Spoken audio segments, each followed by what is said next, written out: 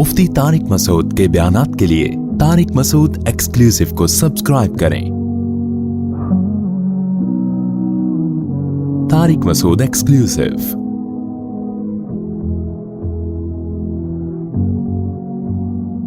इस्लाम में किसी की यौम विलादत या यौम शहादत या यौम वफात, इसको कोई अहमियत नहीं दी गई है।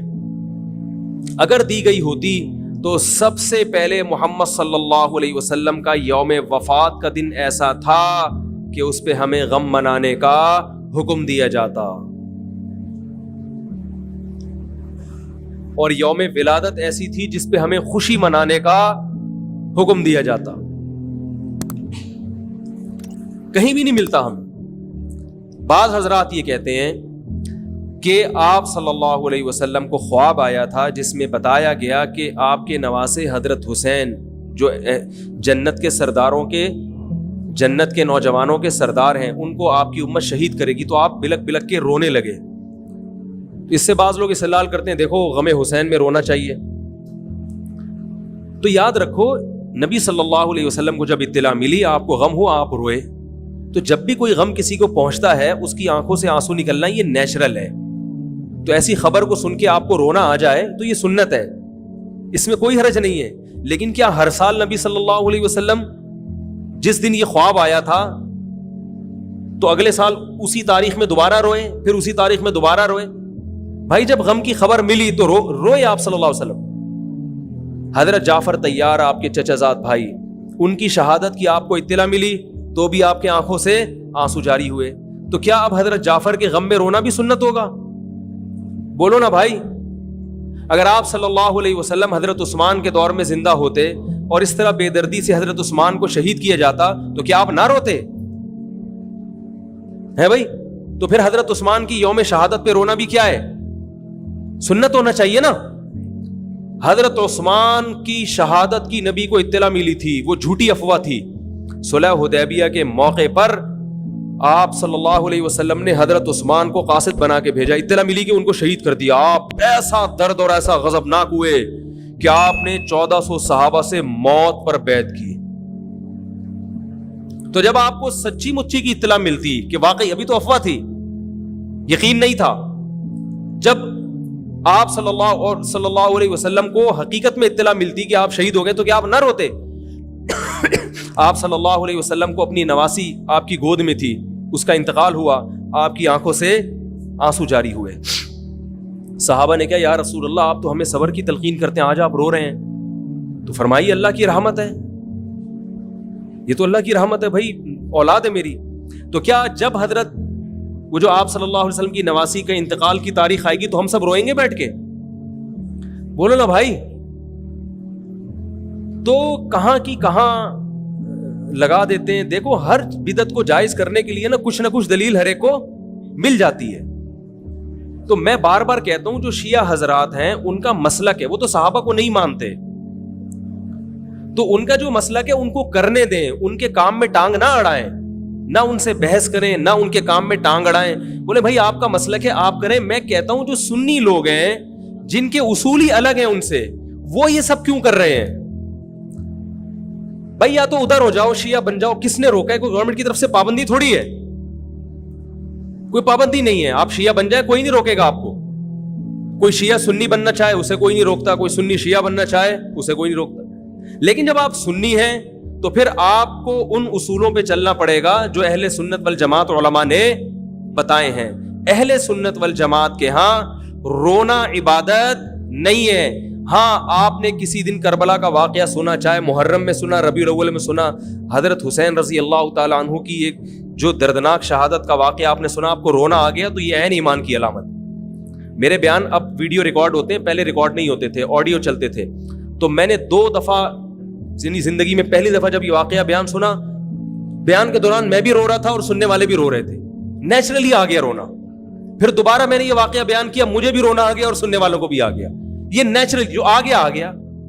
लेकिन अगर मैं इस लिए बैठूं कि मैं रोऊं, आज मैं प्रोग्राम है बाकायदा, बोलो भाई, रोने का, और आपको भी रुलाऊंगा। और वो मुहर्रम का वाकया मैं अगर रबीउल अव्वल में बयान करूंगा तो रोना आ गया मुझे, تو جو خود سے کسی کا واقعہ سن کے رونا آ جائے اس پہ پابندی نہیں ہے، بلکہ اہل بیت سے محبت کی علامت ہے. لیکن یہ واقعہ جب ہم نے بیان کیا حضرت حسین کا تو مجھے رونا آیا، بالکل اسی طرح رونا جب حضرت عثمان کا واقعہ بیان کیا تو بھی آیا. ظلم تو ان پر بھی ہوا تھا، کوئی کم تھوڑی ہوا تھا.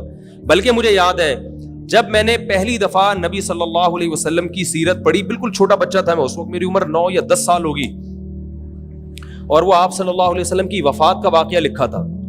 تو اتنے بچے میں تو اتنی سمجھ نہیں ہوتی، لیکن جب مجھے یاد ہے میں پڑھ رہا تھا تو مسلسل آنکھوں سے آنسو بہ رہے تھے. ایسا دردناک واقعہ نبی صلی اللہ علیہ وسلم کی وفات کا.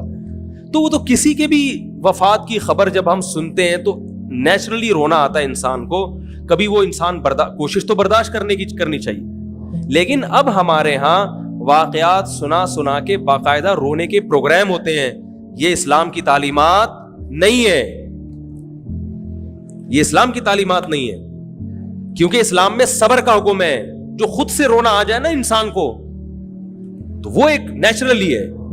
اور کربلا کا واقعہ صرف اس نیت سے بیان کرنا کہ تاکہ میں بھی رہوں آپ بھی رہو، یہ غلط ہے.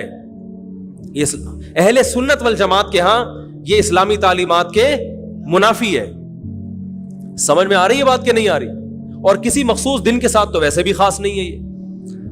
اور ویسے بھی شریعت میں صحیح بخاری مسلم کی حدیث ہے، آپ صلی اللہ علیہ وسلم نے نوحہ کرنے والی عورتوں پہ لعنت، نیاحہ کہتے ہیں چیخنا چلانا. آپ کو پتہ ہے زمانے جاہلیت میں جب کسی کی میت ہوتی تھی تو باقاعدہ پیسے دے کے عورتوں کو رلوایا جاتا تھا، پیسے دے کے. آج بھی بہت جگہوں پہ یہ ہو رہا ہے، پیسے دے کے رلوایا جاتا ہے. تو نبی نے تو ان عورتوں پہ لعنت کی ہے جو فری میں روتی ہیں، پیسے دے کے نہیں، جو فری میں میت پہ روتی ہیں. اور چیخ چلا کے رونا تو ویسے ہی حرام ہے اسلام میں.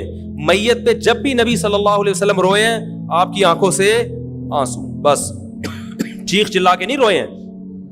حضرت جعفر طیار بھی تو اہل بیت میں سے تھے. جب شہید ہوتے ہیں آپ کی 4 جوان بیویاں بیوہ ہوتے ہیں، چھوٹے چھوٹے بچے یتیم ہو جاتے ہیں، تو ان کی بیویاں جب روتی ہیں تو گھر سے باہر آواز آتی ہے. آپ نے پہلی دفعہ سمجھایا جا کے کہ ان سے بولو اپنی آوازوں کو پس کرو. جب دوبارہ تو آپ نے فرمایا منہ پہ خاک پھینک دو جا کے. حالانکہ ان کا جو رشتہ حضرت جعفر طیار سے تھا وہ ہمارا نہیں ہے، ہم تو بہت دور کے ہیں. اہل بیت سے جو جتنا ان کی بیویوں کا رشتہ ہے اتنا تو ہمارا نہیں ہے نا. ان کو چیخ کے رونے کی اجازت نہیں تھی. اور آج ہمارے ہاں کیسے ہوتا ہے، ہا ہو چیخ رہے ہیں، پیٹ رہے ہیں. گریبان چاک کرنا اسلام میں حرام ہے روتے ہوئے. گریبان چاک کرنا اس پہ لعنت ہے نبی صلی اللہ علیہ وسلم کی. تو آج گریبان بھی چاک ہو رہا ہے، رو بھی رہے ہیں، پیٹ بھی رہے ہیں. تو بھائی وہ شیعہ حضرات کا ایک مسلک ہے، ان کی رائے ہے، ان کو ان کی رائے پہ چلنے دو. آپ جو اہل سنت والجماعت کو فالو کرتے ہو تو یا تو ادھر ہو جاؤ یا ادھر ہو جاؤ، درمیان میلہ لٹکو. درمیانی آدمی کہیں کبھی نہیں ہوتا. درمیان کی جو جنس ہے وہ کہیں کی ہوتی ہے. وہ بیچارہ نہ مرد سے شادی کر سکتا ہے نہ عورت سے. وہ کہتا ہے یا اللہ اگر مجھے آپشن دیتا یا تو ادھر کر دیتا، یا وہ تو ایک اللہ نے آزمائش بنا دی اس کو بیچارے کو. وہ آزمائش ہے، اسی آزمائش پہ اس کو قیامت کے دن اجر ملے گا. لیکن اپنے اختیار سے انسان بیچ کا بننے کی کوشش کرے یہ ٹھیک نہیں ہوتا. اپنے اختیار سے یا تو شیعہ بن جاؤ یا پورے سنی بن جاؤ. تو اہل سنت حدیث کی کتابوں کو فالو کرتے ہیں، اور جو ہماری بخاری مسلم ہے شیعہ حضرات نہیں مانتے ان کتابوں کو، وہ نہیں فالو کرتے ان کو. تو ہم تو ان کو فالو کرتے ہیں. اگر آپ کہتے ہو میں نہیں مانتا ان حدیثوں کو تو پھر بہت ساری چیزیں اور بھی ہیں وہ بھی چھوڑ دو. پھر آپ سمجھ میں آ رہی ہے بات، پھر وہ بھی چھوڑ دو. تو ہم تو ان کتابوں کو فالو کرتے ہیں. ہمارے نبی صلی اللہ علیہ وسلم کے احکام ہیں، میت پہ رونا پیٹنا منع. جب حضرت حسین رضی اللہ تعالی عنہ کا قتل ہوا ہے کربلا میں، اور یقیناً یہ بہت بڑا بدترین ظلم تھا تاریخ کا، تو حضرت جو آپ کے اہل بیت جو باقی بچ گئے تھے ان کا کیا ری ایکشن تھا، جو صحیح اسناد سے جو چیزیں ثابت ہیں ان کا کیا ری ایکٹ تھا. کیا امام زین العابدین نے اس طرح سے نوحے کیے تھے کہ آپ نے سینوں کو پیٹا تھا؟ انہوں نے صبر کیا تھا انہوں نے. اور یہی اہل بیت کی شان تھی. تبھی تو قرآن کے الفاظ کیا ہیں کہ نیکی صرف یہ نہیں ادھر ادھر منہ کر کے نمازیں پڑھ لو، بلکہ والصابرین فی البأساء، جو پریشانیوں کے وقت کیا کرتے ہیں، صبر. تو ہماری نظر میں حضرت حسین کا قتل بھی ایک بہت بڑی ٹینشن، بہت بڑی پریشانی، مگر اس پر ہمیں صبر کا حکم ہے. اگر ہمارے اندر انتقام کی طاقت ہوتی تو انتقام لے لیتے ہم. جو بھی قاتلان حسین تھے ہمیں پتہ چلتا کہ یہ ہے, ہم انتقام لیتے ان سے. اگر انتقام نہیں لے, وہ تو چلے گئے دنیا سے اپنے ٹھکانوں کو, جو جس نے جہنم رسید ہونا تھا وہ تو جہنم رسید ہو چکا ہے. اور اللہ نے حضرت حسین رضی اللہ تعالی عنہ کو شہادت کی برکت سے جنت کے جوانوں کا سردار بنا دیا ہے. تو جس کا جو ٹھکانہ تھا, جس ملعون نے جہاں جانا تھا وہ چلا گیا. اب قرآن کیا کہہ رہا ہے, تلک امۃ قد خلت, جہاں بھی قرآن ایسے واقعات بیان کرتے یہ قوم تھی جو گزر گئی, لہا ما کسبت, جس نے جو کیا اس کا بدلہ ملے گا, ولکم ما کسبتم, تم اب تمہارے اعمال اللہ دیکھے گا. اعمال کا مطلب دیکھے گا جن چیزوں کو اللہ نے حلال کیا تم اس پر عمل کرتے ہو, جن چیزوں کو حرام قرار دیا اس سے بچتے ہو کہ نہیں بچتے, یہ چیزیں دیکھی جائیں گی.